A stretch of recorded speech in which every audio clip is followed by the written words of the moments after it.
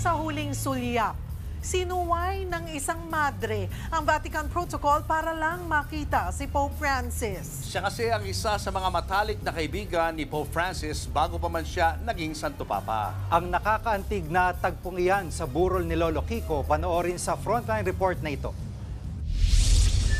Nang mailipat ang labi ni Pope Francis sa St. Peter's Basilica, nakasanayang unang sumisilip sa yumaong Santo Papa ang mga kardinal at matataas na pwesto ng simbahang Katolika. Protocol din ng Vatican na tanging sila lang ang pwedeng lumagpas sa pulang harang para lumapit sa Santo Papa.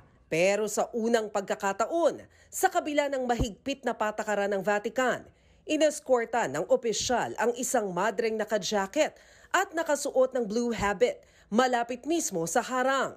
Sa loob ng 7 minuto, humagulgol ang madre habang nakatingin kay Pope Francis.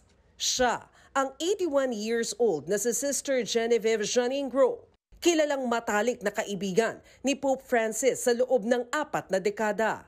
Si Sister Genevieve ay nagtrabaho sa LGBTQIA+ community. Siya rin ang naglalapit kay Pope Francis sa iba't ibang sektor ng lipunan sa kanyang weekly general audience sa St. Peter's Basilica.